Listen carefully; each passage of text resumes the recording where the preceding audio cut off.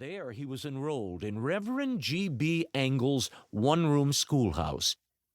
Gone were the trips to the canal and the daring hands-on experiments. During the boring lectures, Al fidgeted, daydreamed, and didn't respond to questions at all.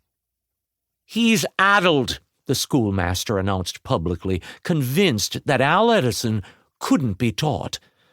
A heartbroken Al ran home to his mother in tears.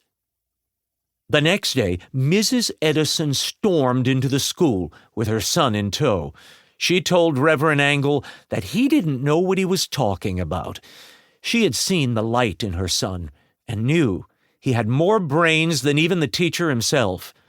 From that day on, she told the schoolmaster she would educate Al at home. Mrs. Edison introduced Al to Shakespeare and Charles Dickens. He read a school compendium of natural and experimental philosophy from cover to cover. The book explained electricity, mechanics, and the electric telegraph. Al was so intrigued that he sketched and then built his own telegraph line to a neighbor's house. Chemistry books inspired 10-year-old Al to build a lab at home. To protect her furniture, his mother relocated it to the family cellar. Downstairs, his attempts to create a battery with jars of acid caused the occasional explosion. "He will blow us all up," his father fumed. "Let him be," his mother said. "Al knows what he's about." Money was always tight for the Edisons, so at 12 years old, Al convinced his parents to allow him to sell newspapers, candy, and food aboard the new Grand Trunk Railway, a train line that ran between Port Huron and Detroit. The clatter and squeal of the train barely fazed Al. This was when he began to realize he had lost most of his hearing. But deafness proved a gift for young Edison. "In my isolation, I had time to think things out," he later said. "Deafness probably drove me to reading." During the 6.5-hour layover in Detroit each day, Al could be found at the public library. He began with the books on the lowest shelves of the library and read his way to the top shelves in no time. To put his ever-growing knowledge to use, Al got permission from the conductor to set up a mobile laboratory in the train's baggage car. His experiments continued until a collision caused some chemicals to spill, setting the baggage compartment on fire.